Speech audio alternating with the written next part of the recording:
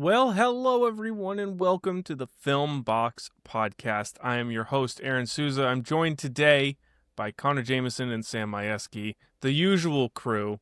How are you guys doing? Doing great. Doing better. Not dying Yeah, anymore. you were sick it's been like 3 days since we recorded. Crazy what the immune system can do. I know, that's great. Yeah, so today is a very fun episode. We are continuing our man versus monster theme on this episode. And Connor has his nice purple haze in his room. And we are going to be tackling a pinkish purplish monster with the Blob from 1988. Your background or your haze matches the poster of the Blob. Yes, that was completely intentional. Oh, 100%. Well, it is time to talk about the Blob, but just before we do that, I just got to say thank you, yes, you, the audience. Thank you for listening to this episode. If you like this episode, subscribe. If you're watching us on YouTube, subscribe, like, comment, save the video, share it with your friends. You're watching us in person, so I'm talking to you directly. And if you like, if you're listening to us and you like it, follow us on your favorite podcast platform. Share the show, leave a rating. Do all that stuff because it really helps us out. We don't do any paid promo as of right now.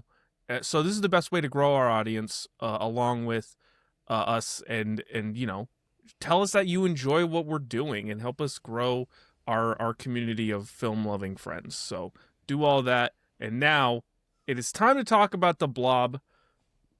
Are you boys ready to go? I don't have any music for it, although I wish I did pull in some music. You should have pulled the iconic, monster music. I know. I just didn't have the time nor the inclination to pull music from the Blob. But I gotta ask, boys, have any of you seen the Blob before? And I know, Connor, you have, so... Yep. Nope.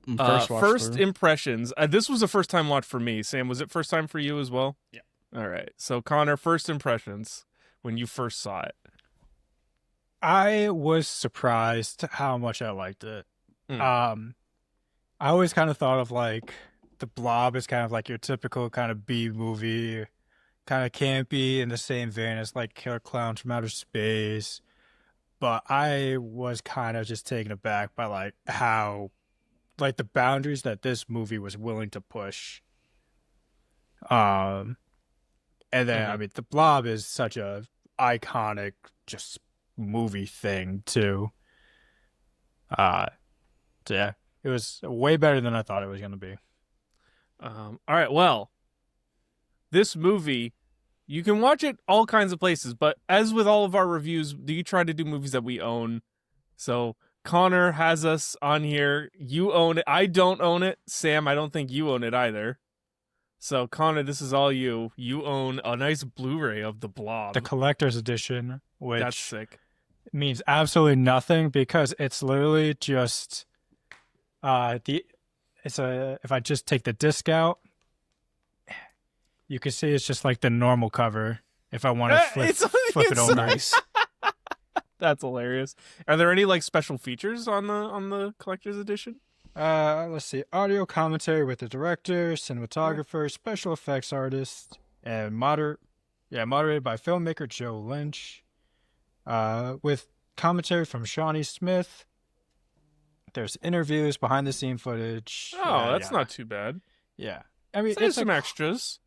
Yeah, it's a cool case cover, which matches the disc. So it's worth it. Well, if you don't own this movie, much like Sam and I don't, you can watch this movie on streaming. It is available on Philo if you're the one person in existence that has a Philo subscription. Can afford $33 a month. So I did the free trial, and I got through 18 minutes of the movie and realized that the $33 version of their subscription has ads, and quickly turned it off and rented it on Amazon for $3.59. But Philo, for $33 a month, you do also get HBO Max and AMC Plus. So it's not bad. It's not a terrible deal, but it is $33 a month for a streaming service with ads, which really fucking sucks. Yeah. You can also, if you have a Sling TV subscription, apparently that also has it available, or you can rent it on any of your individuals. So that's where you can watch The Blob. And now Blob. it's time to tell you about what The Blob is. So if you don't know, this is a 1988 American sci-fi horror film directed by Chuck Russell, who co-wrote it with Frank Darabont. It is a remake of the 1958 film of the same name and stars Kevin Dillon, Shawnee Smith, Donovan Leitch, Jeffrey DeMunn, Candy Clark, and Joe Seneca, with cinematography by Mark Irwin. This movie was distributed by TriStar Pictures and released August 5th, 1988. It had a runtime of 95 minutes and a budget of $10 million. Boys, how much did this movie make at the box office? What was the budget? Sorry? $10 million. 50. No, I take it Yes. back. 75. I think I'm just going to break even. I don't think it was very successful. I think it's going to break even. So 10 million. It made 8.2. This was a bomb. Oh, shit. Didn't even make its budget back. Didn't even make its production budget back, let alone any other additional That costs. sucks. I would have thought that this would have had some legs. It's just like a... I think it really became a home media sort of thing. Well, yeah, it definitely was has a one of those cult movies. following, but... Right. So a little bit of background on this movie. So if you don't know Frank Darabont, he's pretty famous.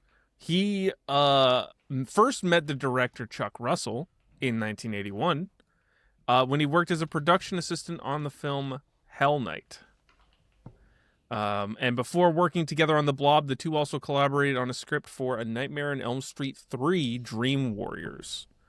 Darabont went on to direct movies like Shawshank and The Green Mile and The Mist, and also executive produced the first season and a half of The Walking Dead, and he is directing 2 episodes of the upcoming final season of Stranger Things, which will be his first directorial thing. I would say major because he hasn't really done anything super major. He's done some TV since The Mist. The actor Del Close, who played the priest, the crazy ass priest, he had been scheduled to direct a mock opera about Ronald Reagan at New York's Lincoln Center for the Performing Arts during the filming of The Blob. However, the production was canceled, and I can't imagine why. And he was available to audition and got the part as the crazy priest.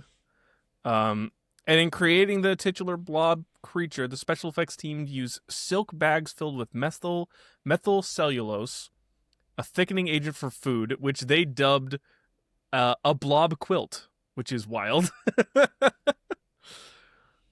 All right, so we've talked a little bit about how we've received it, but Sam, it's time for you to tell us how the people received this movie.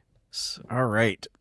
So The Blob 1988 is currently sitting at a 69% on Rotten Tomatoes from the critics, That with feels only appropriate. with only 29 reviews.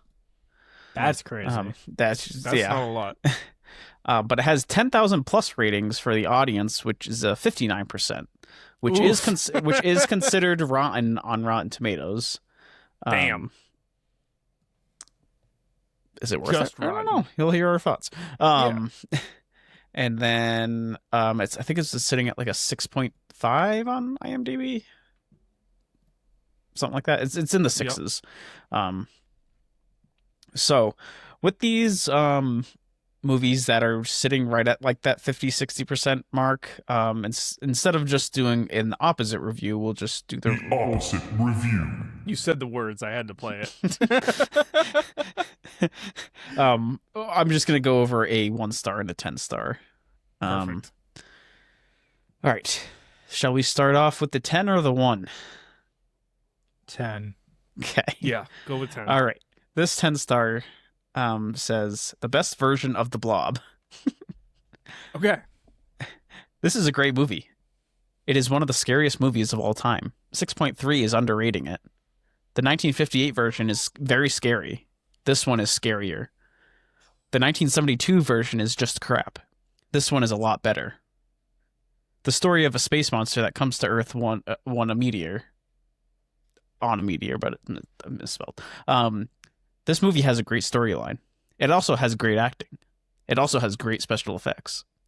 This one remake that is better than the original. This one, the best scenes fiction movies ever. This is a great movie. See it. Kevin Dillon is a great actor. This is one very scary movie. We're running in circles. Shawnee Smith is a great actress. If this movie does not scare you, then no movie will. This movie is a must-see. Oh, okay. What's funny is the original has a 67 and a 52%. So they're like, so I guess it is like pretty slightly even. better. It is slightly better. He's not wrong. Oh man, that's great. All right, and then this one a 1 out of 10 star says, "Good Lord, this is bad. I somehow missed this during the 1980s. Based on the reasonable reviews here on IMDb, I decided to give it a try. What a mistake. This movie is horrible on every level, and not just because it is a horror film. It's just bad. All right. No redeeming characteristics that I could see. It has just about every stupid cliche you can imagine, one-dimensional stereotype characters, kids doing stupid things, blind alleys for no apparent reason, large, clean, well-lit storm sewers, etc., etc., etc. There are absolutely no surprises in the plot, and even the jump scares are telegraphed well ahead. I'll never get this wasted time back in my life. Never." Damn. So, I mean, I don't know what you were expecting going into a movie called The Blob. made in But 1988 Yeah. on a $10 million budget. Temper your expectations. Citizen Kane, this is not, my friend. They're so goddamn overdramatic. I know. I'll never get this 95 minutes back. I could have been playing with my kids and teaching Honestly, them how to if ride you a just bike. sat back and decided to enjoy the movie for what it was for 95 minutes, you wouldn't be complaining about losing 95 minutes. 2 hours on Philo Yeah, with ads. yeah, that was the other thing. It was a 2-hour movie on Philo, and that's the point when I turned it off. Yeah, I looked at that. I'm like, I thought this movie's only like an hour and a half, and I'm like, oh, it's counting all the ads. All during the that. ads, I'm like, crazy. crap. They added over a half hour of ads. That's It's like, absurd. fuck that. Yeah, each ad section was like 2.5 minutes long. I'm like, geez. Yeah, I can't believe you actually went for it. I shut that shit off immediately. Nah, I'm okay. That's fine. All right. Well, Connor, why don't you run us down what the plot of The Blob is? Yes. So, the Blob in a nutshell. A meteorite crashes near Arborville, California, containing a massive slime mold-like substance, which was discovered by an elderly man. 3 high school students, football star Paul, cheerleader Meg, and outsider Brian, take him to a hospital after it adheres itself to its hand, and Paul accidentally hits him with his car. After Brian leaves, Paul witnesses the lower half of the man melting away from the exposure to the blob. Paul is soon swallowed whole in front of Meg by the blob as well. The police aren't much help as the blob begins killing off more members of the town, including the... Do you mind? Killing off more members of the town, including diner owner Fran and her handyman George, the sheriff Geller, and many audience members at a movie theater. However, Brian and Meg just learn that its weakness is the cold. They come across military officials led by Dr. Meadows investigating the crash, but they soon learn the blob was a biological warfare experiment created during the Cold War. It became too dangerous and was launched into outer space, but it became too heavy and crashed back down after eating bacteria and being mutated by space radiation. The blob begins an attack in the center of town. In it, more members of the town and military are killed. However, Brian leads the monster away from the town hall and they defeat it by blowing up liquid nitrogen canisters, freezing it in place, and the town stores it in their ice house. Happy ending. The end. Woo! That's the Blob in a Yay. nutshell. All right, well, to start off all of our reviews, we got to talk about the things that we liked, the things that we thought really worked with this movie. So, Sam, I'm going to go to you. This was your first time watch. I'll go to you first. What was something that you thought you really worked with the Blob? So going into this, I knew it was like a 1988 movie. Wasn't expecting to be the best practical effects, but honestly, it was pretty damn good. The practical effects in this movie. I figured we would talk about this off rip. Yes, I think that was pretty much the biggest thing. Incredible. Yeah. Obviously, you could tell it was made in the 80s, which I know. You could tell, and there was a couple scenes where like you could easily see there was a green screen behind them, and oh god, the digital effects. That's a whole other story. I got that in somewhere else here. Oh, me too. But the practical effects with how the monster looked, how the blob looked, especially when it kept the evolution of it and different stages. It was just great all around. That was something I really appreciated about it, I think, is like every time the blob got a kill, it changed. It became something different. So it wasn't just like they had this one blob model and they kept using it over and over and over or whatever. It was, no, this thing goes from little thing to bigger thing to bigger thing to biggest thing to massive thing. And that you track that evolution and everything is practical. That's really fucking cool to me. Yeah. Yeah, it kind of reminds me of like Alien, Very similar. So I guess subgenre of this month on the pod is creature evolves. It's man versus monster, and the monster gets bigger. That's really what we're going with. No, it's really cool. And not only is like the blob look really good, but all of the kills too are really. That was gonna be my point. Yep. Yeah. Yeah, I had that as another thing. They're unique and they're all done practically. I didn't really see a single one that looked like it was fake. A huge shout out to Tony Gardner. He was like the head of like the design. He's kind of like, I don't want to like fluff him up too much, but I mean he's kind of like horror royalty with like all the effects he's done. Like, he's worked on Return of the Living Dead, all the like the Chucky movies. Oh yeah, he was doing fucking Thriller for Michael Jackson. That's sick. Like, yeah, like this dude is like one of the best in the business.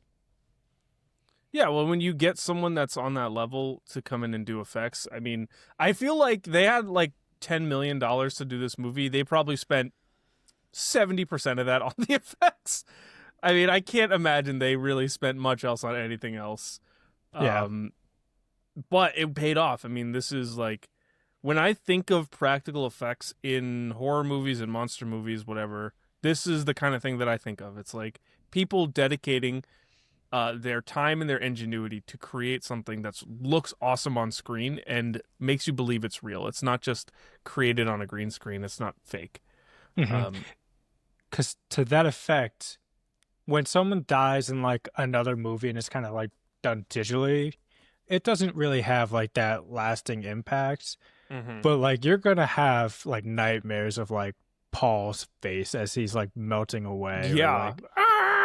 I'm never gonna stick my hand down a drain. Yeah, you're gonna imagine like Sheriff Geller's face as his eyeball just drifts away. Crazy. Yeah. It's innovative too. It wasn't like your standard kills either. Yeah. Which is really cool.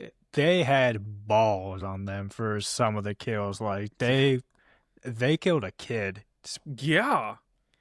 Which I could not believe. That shocked me. I was like, what the fuck? They actually killed a kid? Yeah. And that was one of my big things I really liked about this movie is that they were so good at just subverting a lot of expectations. And what helps with that is it starts off so stereotypical. Like you have like All American Paul and the cheerleader, and you think, all right, here's the two people I'm following. And then you have Brian, who's probably like the third. Mhm. Paul dies so fast. That blew I my was- mind. I I could was not not- believe Yeah. that. I was gonna say I was not expecting him to die within the first 30. Like, given it's a 90-minute movie, but like the first 30 minutes, I'm like, oh shit. Yeah, Yeah. he was main character, man. Like, we were legit following his story, and then all of a sudden I was like, nah, he dead, fool. See ya. It's like you might think he might die at the end, like in a sacrifice. No. He is like, second man off the list. Like, yeah, When we're that gonna happened, kill this no-name homeless guy, and then Paul.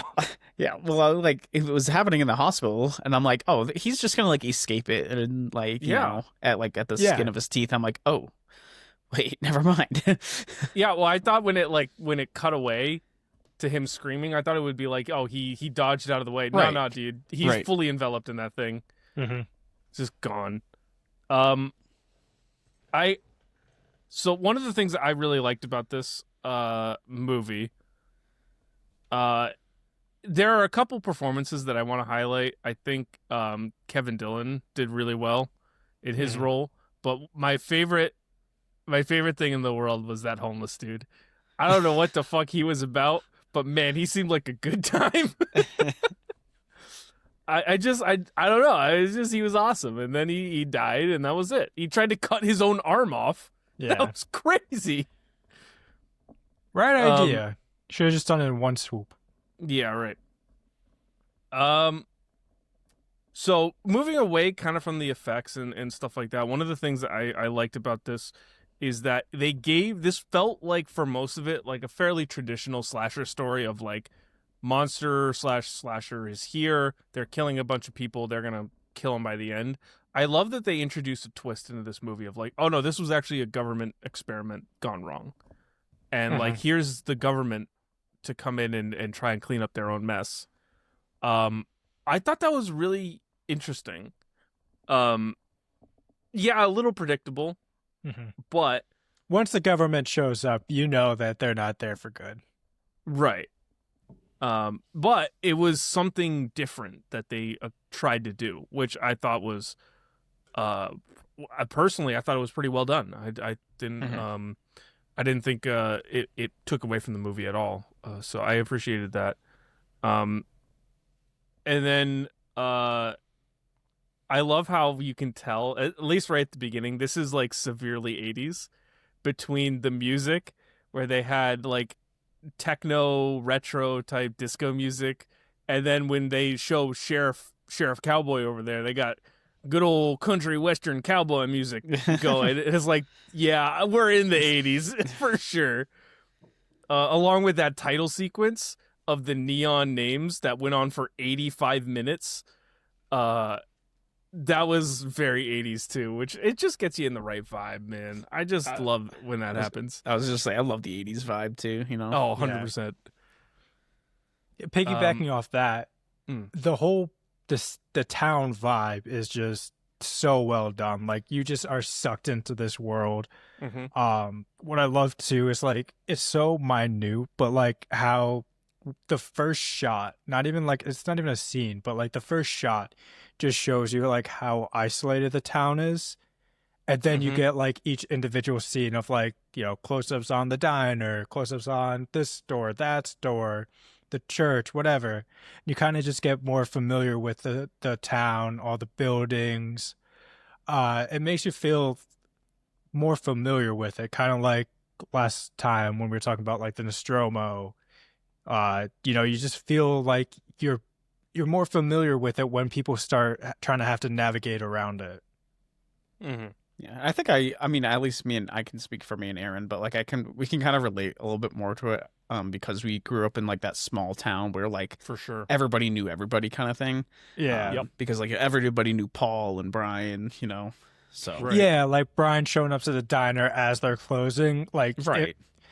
I'll be honest, at my hometown, you're not getting in. They're like, no, dude, we're closed. Right. Have But fun. like Good luck. at small town, they're gonna let you in. They're gonna give you a sandwich, make sure you're fed before you Yeah. go on your way. Like, Yeah. it gives you that real good sense of community, which pays off at the end.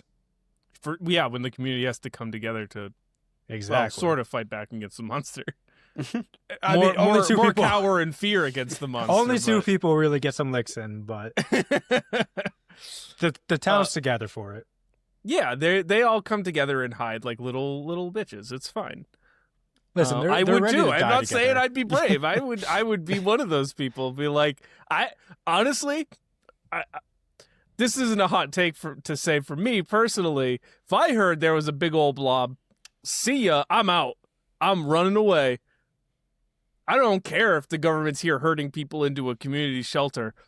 Gone. See ya. Out. I don't care what road I have to take. They can't close off every single road in that town. I'm gone. I'm in the next state by the time this nighttime falls. Have you heard of the movie called The Crazies? I have not heard. I have heard of it. I've not seen it. Yeah. Yeah, you tried that, bud. Look, if it was a blob, I'm gone. If it was the Crazies, maybe I have a shelter, like a bunker or something. I don't know. You would not. Anyways, what else do you guys have for what worked? I thought like the editing and the comedy worked very well together. Specifically, there's the scene early on when Brian is like psyching himself up to jump the bridge in the beginning, and it keeps cutting back to like the football game as the crowd's chanting "Go, go, Yes. go," and then as soon as he wipes out, they start cheering.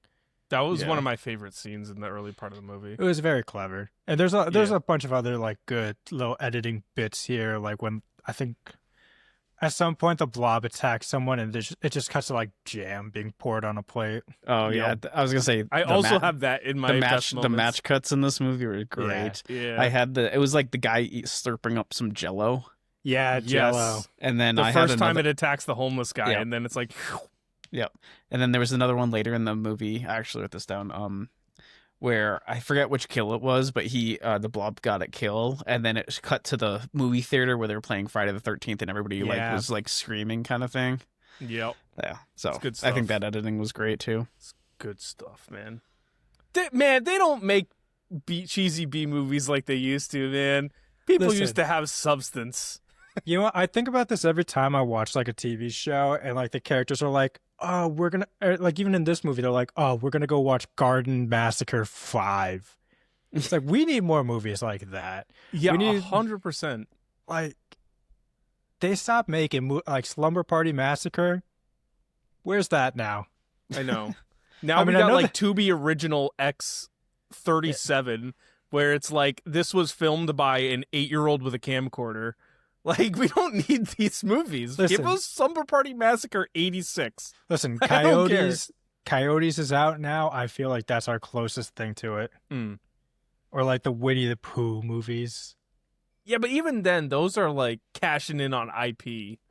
Yeah, they're trying too hard now. Yeah. Well, that's the thing, too, is like horror movies, especially today, they try really hard to be really, really scary. Like, objectively, I don't think this movie's scary. It's just not scary. Like, sure, it's like, holy shit, look what they did to that man. He's now gone into a blender because of the blob. But, like, it's not scary. That's the difference, I think, is like you try and get so much atmospheric horror today where it's just make like a shitty slasher. Come on. I think it's that there's too much like trying to have a message. Yeah. Yeah. Everything has to mean something. Mm-hmm. And it's like, oh, this has to represent like childhood trauma. This has to represent grief and processing grief. It's like, Wasn't no, that this like is. I was gonna say, wasn't that like a major part of Scream? What is it? Scream 5, Scream 6? Of like, Yeah, dude, fucking all. the character was like all about like elevated horror or whatever. Yeah, that's the thing. It's like elevated horror took the forefront. But it's just like, no, you know what? Sometimes I just want to see a big guy with a machete Hell yeah. killing people just because he wants to. I think we should do it. We should make a low budget slasher just because. So Winnie the Pooh, Blood and Honey. Absolutely not. It'd be a travesty. All right. What else do you Sam? Do you have anything else that works for you? Nah, I mean, I again, everything with the practicality. I had match cuts on there. I had a lot of the kills. It was very, interesting kills to say the least. Unique. I'm like, how? Like, there's no way that there's this guy that can fit through like this size drain. Not a chance. But it just works for some Yeah. reason, you know. It just works, you know. Hell yeah. The Blob don't care. Yep. Blob don't got time for physics. All right, let's move to what doesn't work then, Connor. Unless you have anything else that works for you. Nah, I mean, Okay. I think we covered them all. Cool. Well, what doesn't work? I'll start you with something just off the rip. There's one scene that I did not care for, and it was like a half of a scene. Really, it was the dude in the car.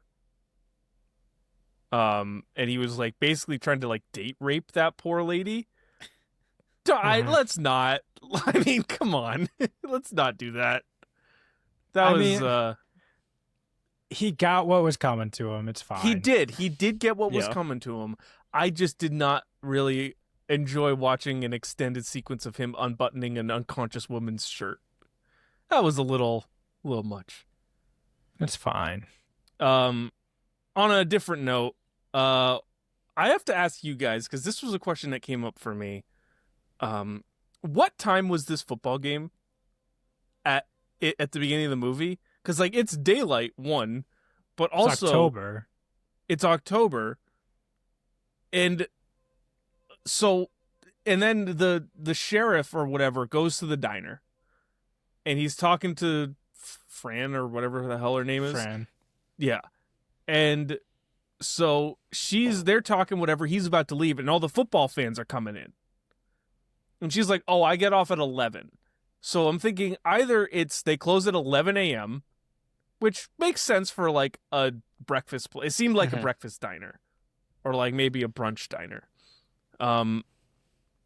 And like they played football at 8 in the morning, which is absurd. Or this is the latest opening diner in the entire planet because they close at 11 p.m. and they played football at like 1 o'clock. I don't understand these guys.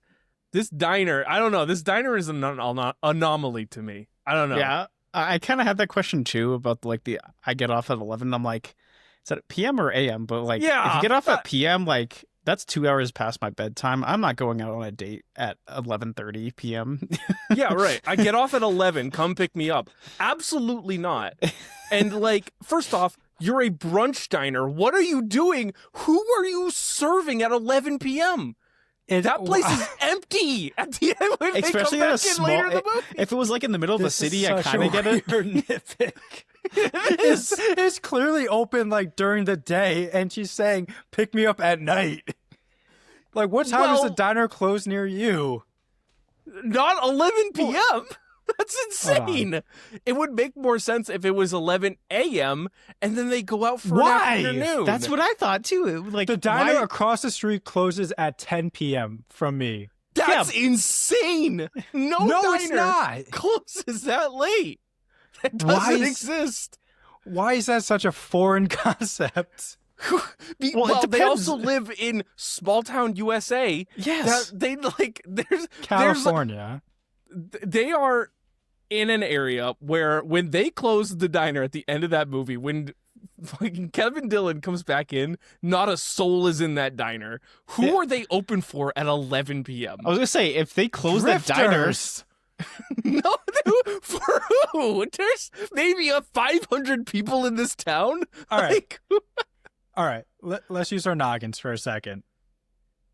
Let's assume that this is a varsity football game. yeah, Varsity football plays Friday nights. typically. All right, you go get a drink, and you're like, all right, let me have an early night, but I'm hungry. Boom, diner. But it was broad daylight when they were talking, and the Okay. football people came in. So it's 5 o'clock. It gets dark at like 6 o'clock, They're on the West Coast but they're playing football. after The football school. fans are coming in, hey, but they don't play varsity football at 2 o'clock. They play at You like never know. 7. This could be some rinky-dink division. Well, that's what I'm saying. They're playing football at 8 a.m. and they're closing at 11. It could be a Saturday at Exactly. 8 a.m. It could be know? an afternoon or like a Saturday afternoon. This is absurd. This diner is absurd. This is such a weird. The diner is fine. No. Go Well, out at the end more. of the movie when they're closed, like she says she gets out at 11. Like, does Brian go there at like midnight? You probably okay. Here's the thing too. They probably close at like 10 or 10:30, and she just has to stay until Yeah, that's 11 to clean and like count the till. We're making way too much out of this. It really does not matter. It bothered me through the whole movie. I was like, this diner should not be open. For me, a brunch diner closes at like 3, and they don't do dinner. Yeah, right. Thank you. This is probably the only diner in town. Do you think she has the audience to be niche like that? You say this, but my town has a diner. It's the only diner in town, and they closed at like 3 o'clock. Maybe her shift was just ended at 11 a.m., you know? She doesn't have to work until... Maybe it's a 24-hour diner. Who knows? It's absurd. This diner is killing me. Anyways, You're so what doesn't work for you guys? Maybe it's because I've seen enough horror movies where like they've had this exact plot point, but when the government shows up and like the military showed up, I was like, it just never works for me. You always know what's gonna happen. Mm-hmm. They're like, as soon as they showed up, it's like, okay, they created this somehow and they're trying to contain it. Yeah. Every single movie that has like a monster and the military gets involved, that's how it goes. Yeah, going off that is like, if they created the monster, don't you think they should know how to like defeat it or try to figure out how to like how to like instead of just try to I don't know. Yeah. Yeah, I you would mean, I think. don't know if they anticipated it to be like growing the way it did, but you'd think they have an idea of like, this is how we kill it. Yeah. Well, I think what the scientists said, like, it's growing faster than we ever anticipated. Like, if you give it like a week, there won't even be like a USA anymore. But still, I think if they've been studying this thing, you would think they would know at least 1 or 2 weaknesses. Oh yeah, for sure. The acting here is very hit or miss. I think with all 80s B movie horror types or slasher adjacent movies, you get sort of a mixed bag with the performances, but I mean, it wasn't like enough to detract my enjoyment of the movie, but it was kind of like, all right, some of these guys really are they just can't act. Yeah, I was gonna say some of the line deliveries, I'm like, it's kind of cringy. Yeah. I appreciate you keep calling this a slasher movie. I mean, I don't know what else to call it. It's a monster movie. Yeah, that's it. It's all right. It's a monster movie. It's It's a slasher. No one's getting slashed. it's a monster movie. It's in the same vein. That's why I consider it slasher adjacent. I also didn't really like how they killed off the sheriff completely unceremoniously. Like, he was just dead in the Blob. I was like, okay. I actually kind of wanted to see more of his character. Thought he was kind of cool. Thought he was going to be a bigger... I mean, I guess kind of like with the Paul thing. I thought he was going to be a bigger play, but I honestly didn't even realize that was him at first. Like, I thought it was just some random cop. And then they were like, oh no, he's dead. Sheriff's dead. Whatever. We can't get a hold of him. I was like, wait, that was the sheriff? They made a point He was of in showing this his movie, badge. and then he wasn't. Okay, it goes to like the subverting your expectations. Yeah, it was subverted, all right. That's for yeah. sure. Especially with the hours of this diner, I guess. Yeah. What else? You know what else was subverted was my ability to believe the two leads as any sort of romantic interest. They had no chemistry whatsoever. Which ones? Kevin Dillon and the other one. The two final people. I don't think they were. I was gonna say I don't think they I don't were. think they were ever presented as. There was some vibes for sure. I think Paul and Meg had a better connection. Yeah. Yes, but then Paul died, and she was by the end fawning all over Brian. I don't. Yeah, Brian. I don't think there was they were meant to be like romantic. I mean, hey, maybe not. Maybe I was just reading into it because that's how most of these movies go. Mm-hmm. But if it was on purpose that they weren't supposed to have any romantic chemistry, then mission accomplished, guys, because there wasn't any. It was non-existent. Well, I right. liked. Go ahead. Well, I liked how, even though, like, her and Paul were supposed to be a thing, even them, they didn't really have that great a chemistry. Nah, not really. I just don't think, who was it? Shawnee Sanders? Shawnee Smith. Shawnee Smith wasn't very good in this movie. I won't lie. Shut it. She was fine. She's Just, decent. I thought Kevin Dillon was much better. Except, everything about Kevin Dillon except his haircut. That was pretty bad. His haircut was... Oh my god. It was the 80s. I know. Dude, you just have all the wrong opinions about this movie. I hate to say it. Well, here's a right opinion. The digital effects in Yeah. this movie, yikes. They stick Yikes. out. Yeah. The heavy use of green screen in the back third of the movie is quite pronounced and quite bad. Yeah. Props for trying. Yeah, I mean, look, they gave it a shot. It wasn't even like good green screening either. It was like very clearly like cutting out this and putting in this. Not good. I have one scene that I didn't really particularly like, which was, and maybe it's just my opinion, it was the second half of the movie theater scene where it was like all the flashing lights. I just don't really have a preference for like movie scenes that go heavy on flashing lights. And then that went straight into the zipper is stuck, help, which I thought was so dumb. They needed something to like Yeah. just extend a little tension. That was an eye roller. I was like, oh my God, no fucking way. She was just Just like, rip "It's it done. off. It's done." Fucking leave him. I don't give a shit. He dies anyways. Not Oh, him, no, the that other was- one. The other the other one blonde died. kid that looked like his brother, but was from another mother. All right, Connor, give me something that didn't really work for you. The story structure is incredibly formulaic. Whereas, like, all right, the Blob's gonna kill somebody. Cut to Kevin Dillon and Shawnee Smith just talking. Blob's gonna kill someone else. Back to them talking, or other people talking. Blob's gonna kill someone else.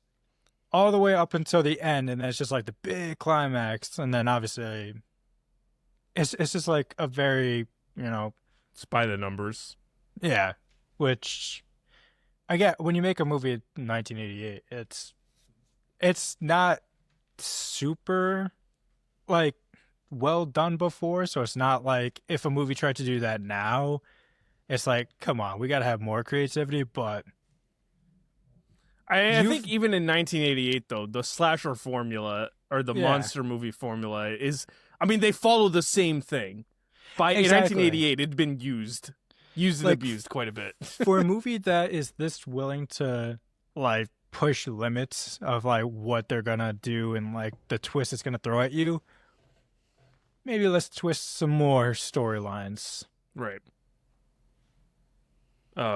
Yeah, that makes sense. Sam, what about you? What didn't really work? Kind of going off the formula. I personally wish we had more of a group rather than like Just the two people? Yeah. 2 or 3 people. Because like it felt like every kill was just like these random people. So you got the people, the guy and the girl in the car. Then you get the chef or dishwasher, whatever that guy is, in the restaurant. Yeah, you get a little bit of the sheriff, but even then, it's just kind of from a random guy. I kind of wish we did have like a group that we followed and built relationships with, you know, like we saw in Alien, we see in Friday the 13th movies, we see in, you know, X, which I just watched. You know, I wish we had more of that group that got killed off so we can kind of felt a little bit more. Yeah, a lot of the kills were like, you know, aside from the kid, and I mean the sheriff, even though he died, and the Fran lady, but the other people was like, here's a guy, okay, that guy's gonna die, and the only reason you're seeing him is because he's gonna, like the projectionist in the movie theater, he died. The man and woman in the car, they were introduced just to die. Like those people. Well, that was Paul's friend. Oh, I didn't even realize that. Yeah. Yikes. I was gonna say, up until the projectionist, everyone who dies was at least like introduced. It wasn't like they're just like throwing bodies just to throw bodies. But I just wish, you know, it was like they were, you know, part of the group more or something like that. Right. There was like a group scene, like a kids in a campground scene, like in Friday. Right. Yeah. Right in the middle of this town. Yeah. Just a campfire. All right. Any other what didn't work for you guys before we move on? Nope. No. That's pretty much okay. it. Well, let's talk about and vote on our best moments of the movie. These are not necessarily like best scenes or it's best moments. So I've got some nominees for you. The first one being that scene that we talked about earlier where he's trying to jump the motorcycle and it's intercutting between him and the crowd. This is a very cool little shot. The scene, I thought the funniest scene in the movie to me, or one of the funniest, was Paul trying to buy condoms? Oh no, that was his friend. Or it was the friend trying to buy condoms. Yeah. And then the Reverend coming in, and he like the jump scare in the mirror, which was hilarious. And then like trying to the cashier coming over like ribbed or normal. And with the priest right there, I just thought that was very funny. The match cut, the Jello match cut. Basically all of the Blob kills, but I couldn't really single out one in particular. And the sewer escape and the final fight. That's what I got for you. Any other nominees? I got the movie theater attack, just to kind of be more specific. Yeah. The old man, like getting the scene of him being exposed is like in half. Yes. Especially like Paul seeing like his eyes turn white, and then Paul's death too. And Eddie's death in particular, because that was just like oh shit, they actually killed a kid. Yep. That was the only other ones I wanted to single out. Sam, any other ones for you? Yeah.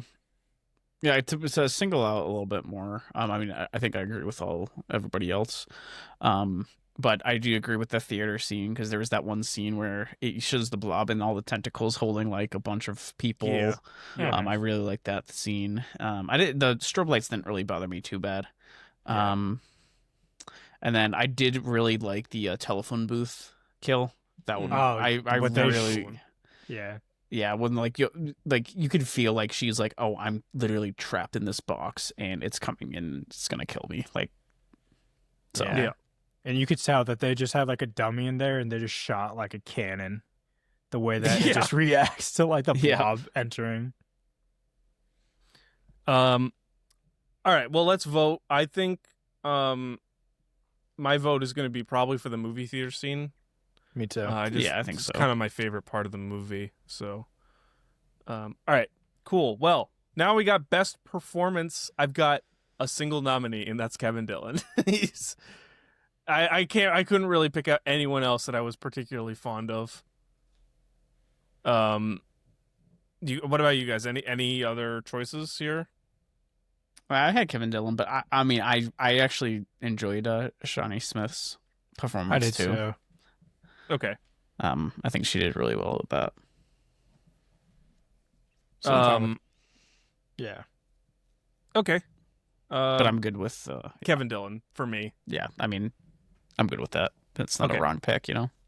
All right, and we've got a new category that we're introducing for these horror movies, the gnarliest kill. So I've got 3 nominees here for you. Fred in the car with the woman, and he turns her over, and she's like half melted, and then gets attacked. That was fucking sick. That was so cool.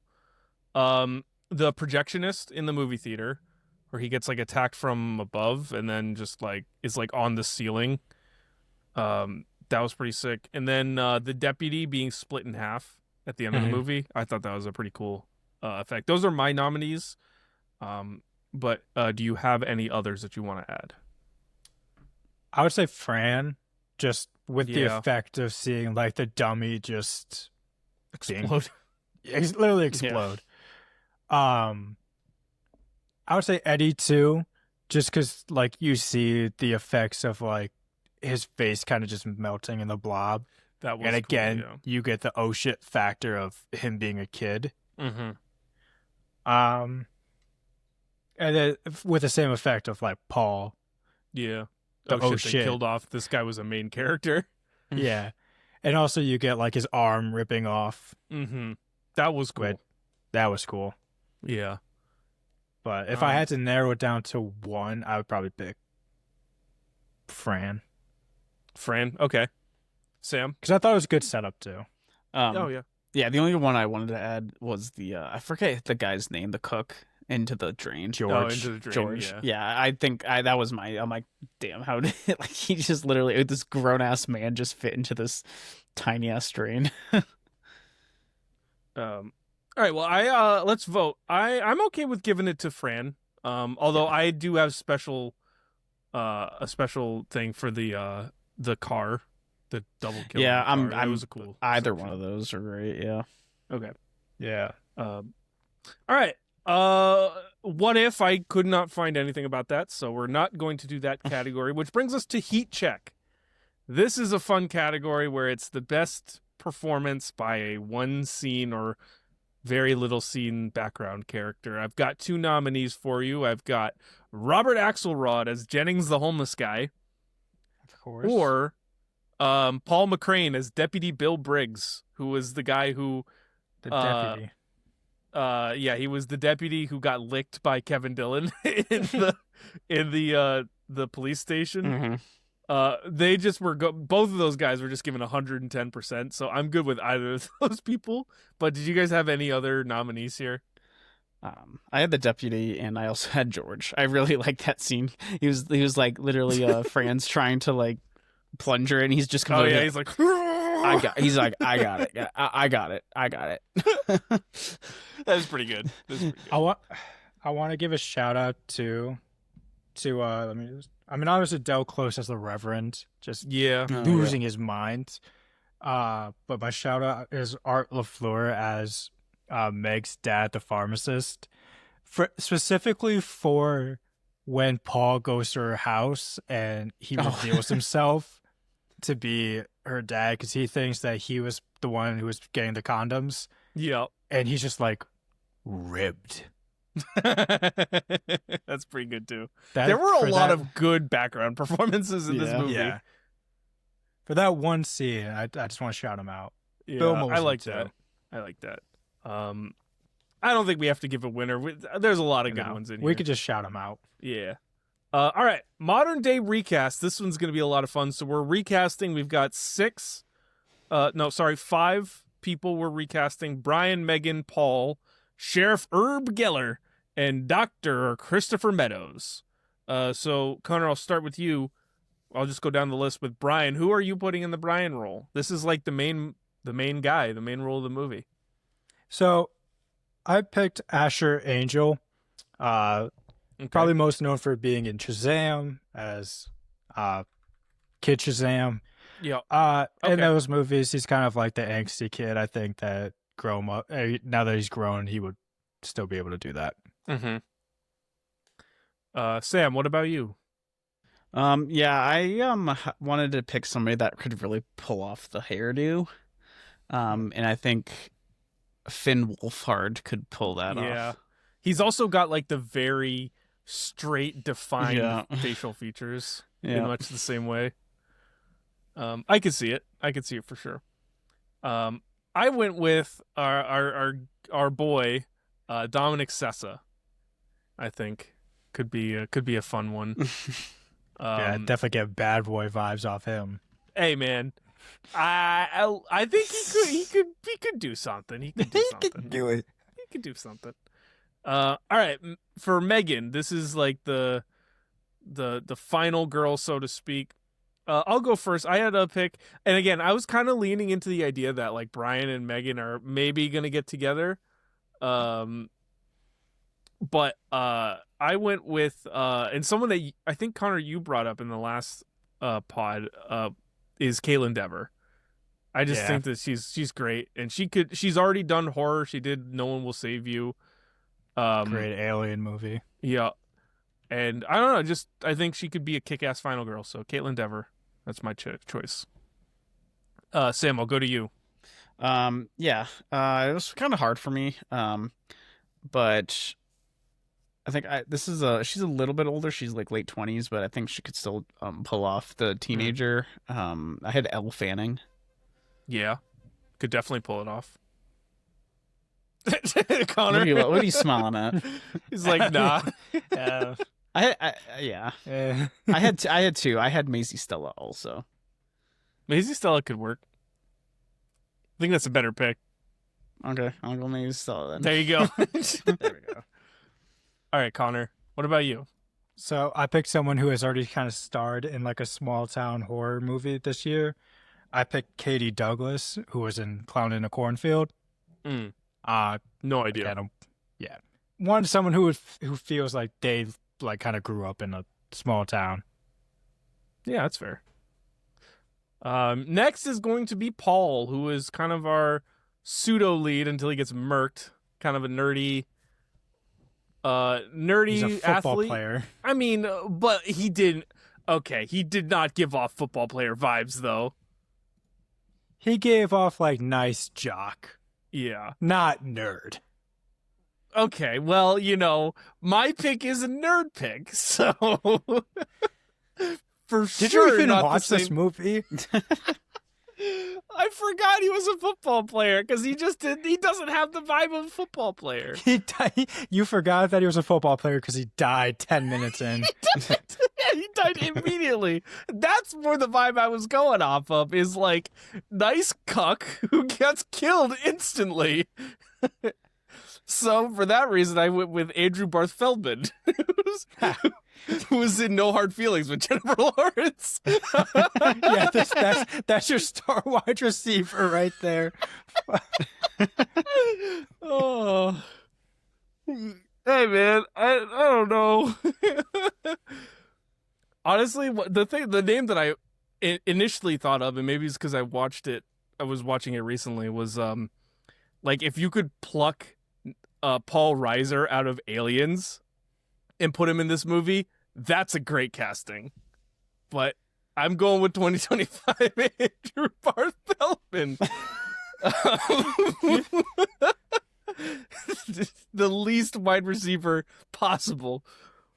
That's okay. You know what? That's fine. Gosh. Sam, what you have? 0 receptions, 0 targets, ass on the bench.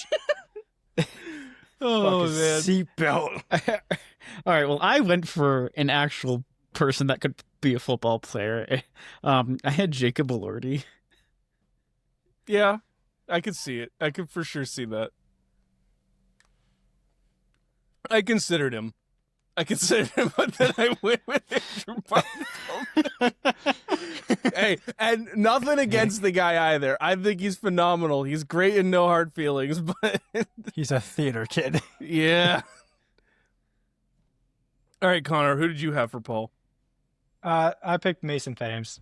Or is it Thames or Timms? Probably I don't know. Thames. Thames. Okay. I had Mason Thames. I don't know who that is. So. How to Train Your How Dragon. to Train Your Dragon. Oh, that guy. Yeah, That guy. The black phone. Or sure. Black Phone, right? Yeah. yeah. I think he definitely has like the look of like someone who would be pretty popular in high school. Yep.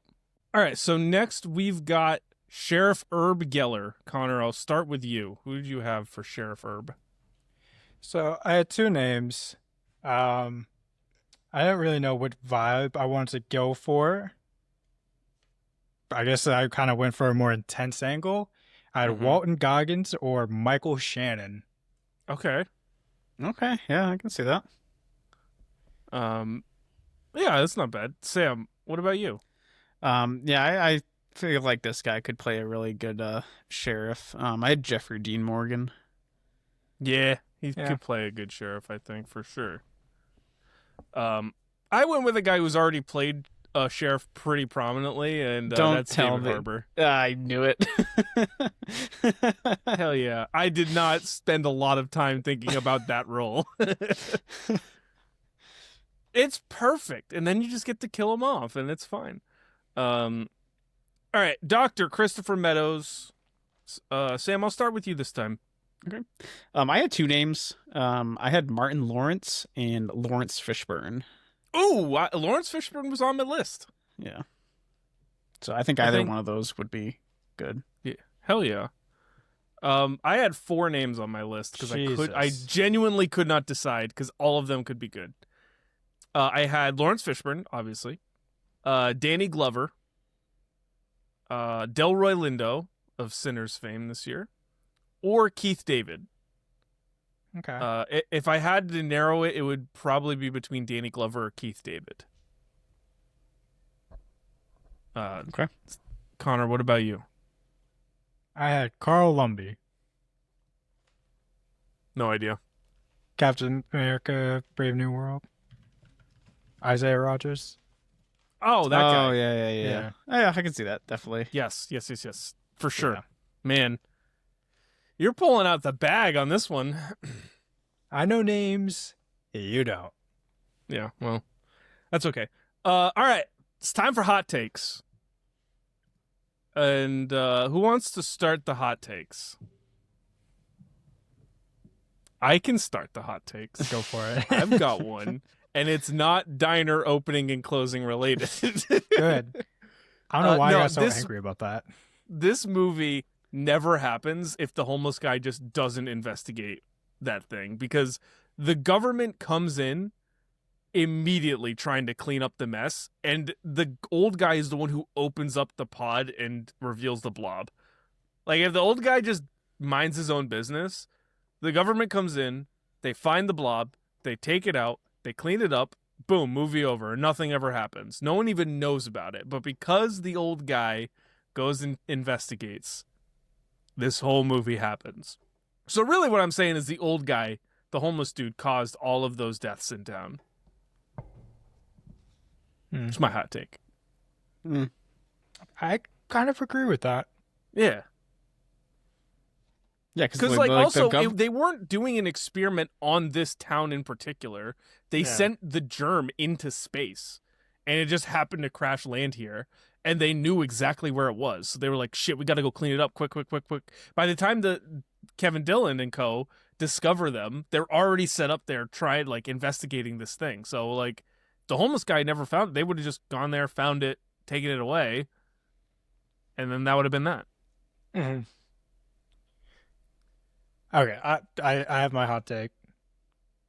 It's kind of preposterous how much liquid nitrogen they just have at a moment's notice. Yeah.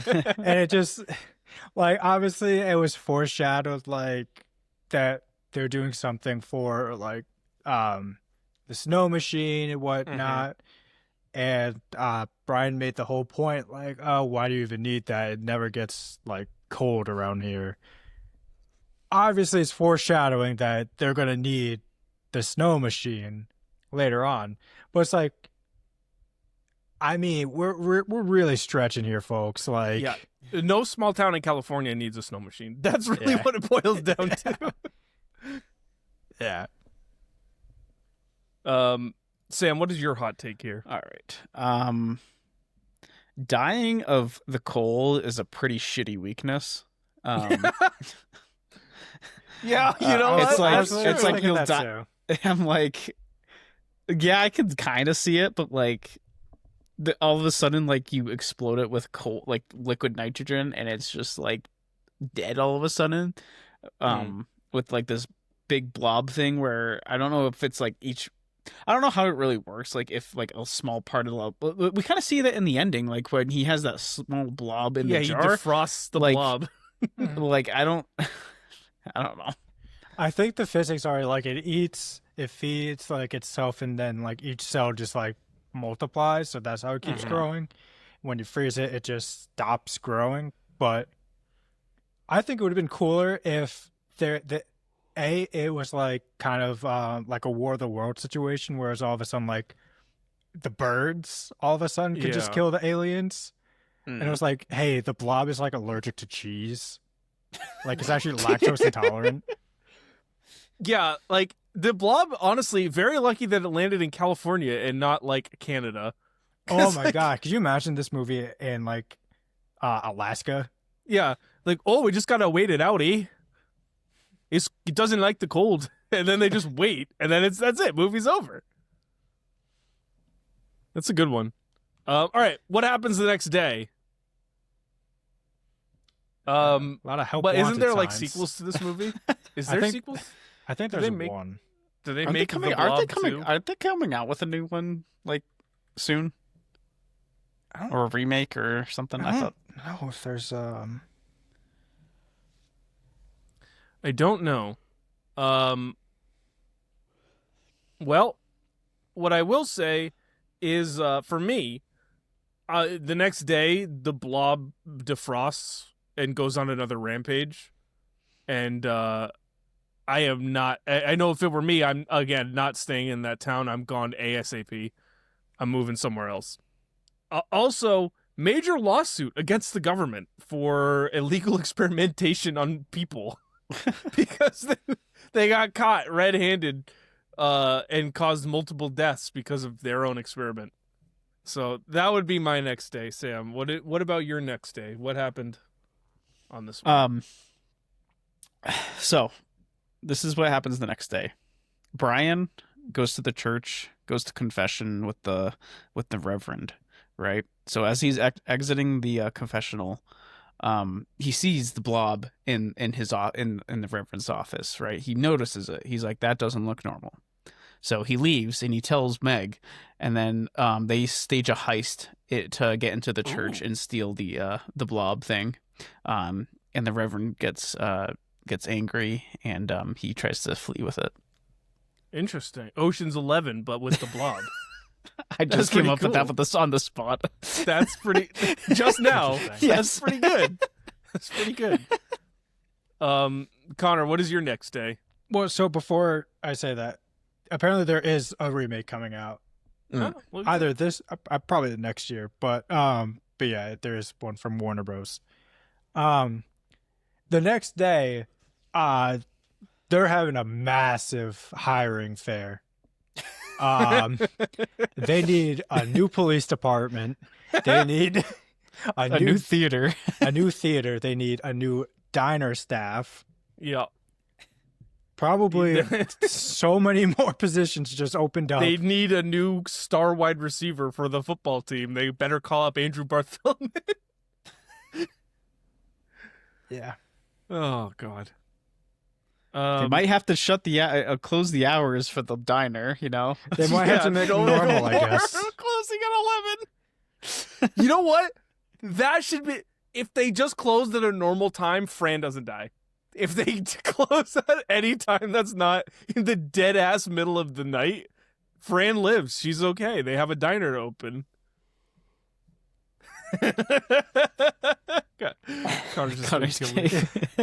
It's a normal time for a diner to close. No, it's not. Is this better with the Challengers cast? We could could be. have. We actually could have it. Who Yeah. dies first? I actually really think it could be better. I Ooh. think it could definitely work, but I'm not sure if it's better. I think it is better, and I think Mike Face ends up being the one who dies first, as much as I hate to say it. Josh O'Connor gives much more Yeah, that's fair. bad boy vibes. But I Although think- Mike Face does play a bad boy in West Side Story. Yeah, But he's a Does he- singing bad boy. He's like, one does of he the, look like it? one of those. Yeah. All right, prop time. This is the last category of our podcast. So what are you guys taking home with you, Connor? What is the prop that you're taking home? So I have taken home, whatever, Scotty's car bar. Damn it! I Yeah. had that too. Yeah. The party trunk. Yeah. He's got a Oh, basketball hoop back man. there. I had that too. Can we share it? We can all share it. All three of us share Yeah. it. What part do you want? Because I'll take the bar part of it. Well, that's the best. That's the only You could part take his that class matters. rings. I don't give a shit about his class rings. I think we share custody of the bar whenever we need it. We can one of us can write our name on the list and we rent it out for a couple hours. No. I went first. I get it. Pick a new Oh, one. damn it. Listen, the diners are for grabs now. You could take it. Yeah, You can have Fine, ownership. I guess I'm taking the diner. No, I'm You could- taking the greaser jacket. Kevin Dillon's greaser jacket. It's the best thing I got. It's the only other thing I had written down. I was really banking on You the don't want party, the snow party machine? trunk. I was going The to take the snow machine. The snow machine. Yeah, so I could be What do I protected need from a snow blob. machine To for? be protected from the blob. Oh, that's high on my list of things I need to be wary of. No, yeah. I might take his motorcycle. The motorcycle is cool. The party trunk really is where it's at. Yeah, that's Yeah. what I had. Damn. All right. Well, that brings us to the end of our review. We've had a lot of fun talking about the Blob. So now it's time to give our final scores. I'll start this time. And I like the Blob. Is it perfect? No. Is it objectively great? No. But it's a good time. It's a good 80s monster movie. It does a lot of things really well. There's really, really, really good practical effects. And I just really enjoyed watching it. So, it's one that I can definitely see myself revisiting. It's right in that sweet spot of the era that I've come to love for horror. So definitely one I'm going to keep in mind. That said, the performances are pretty bad. The story's very bland. And it's rather short, and it moves in the way that it feels short. Things really run very quickly. Should have watched it on Philo. I guess I would have had an extra half commercial hour break. to sit with it. Let you really sit with it. Yeah. But that said, it's still very good. So I'm giving it a nice solid 3 out of 5. Sam, I'll go to you next. This was also your first time watch. Yeah, it was my first time watch. Actually didn't really know what I was going to get myself into. Kind of wants me to make it kind of makes me want to watch the original, like the 1958 one. Connor, have you seen the 58 one or no? No. But I feel like it's just going to be like more cornier and like You're gonna No. get more 50s flair. right. Mhm. I thought was it it's Steve what's his McQueen. name? Steve McQueen's in that one, yeah. Yeah. But again, I have to agree with you. I don't think the performances were that bad. Obviously there were some instances where it was not great delivery or dialogue. But I think the main cast did fine. The kills were great. I just like how each one is different, right? So like you see that in like Friday the 13th. Each kill is like a different thing. Mm-hmm. So I think I'm a little bit higher than you. I'll give it a 3.5. 3.5. All right, and that leads us to Connor. Yeah. So I watched this last year as part of my 31 movies in October. I really liked it then. Watched it again today. Really liked it again. The pace lets it move really fast. But what it really comes down to is I just love the kills. I love that they're all practical, and the makeup effects are so insanely good to the point that even though it's like almost 30 years old, almost 40 years old at this point, they still kind of give me the goosebumps. Performances are good enough to where you're not like checking out. And and the story is like, yes, it's formulaic, but it throws enough twists at you that you're not going to feel safe watching it. So I giving it a 4. All right.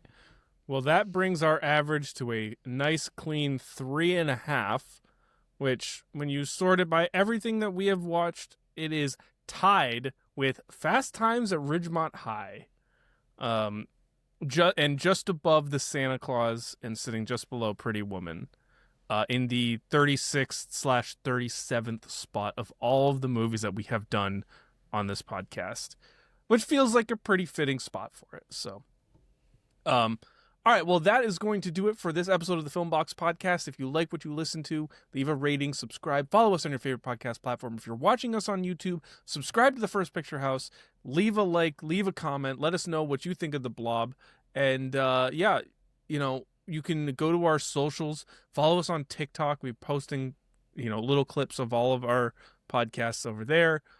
Follow us on other socials, and follow us. Go to our website, firstpicturehouse.com, to see all kinds of content that we and some of our friends have written. And, you know, you can go to our Letterboxd to see what we're watching, when we're watching it. We're going to have a pretty decent delay coming up here. So if you want to stay following along, you know, make sure you do that by following us on Letterboxd. Those are linked in the show notes below. With that said, that is going to do it for this episode of the Filmbox Podcast, and we will see you next time. Peace. See ya.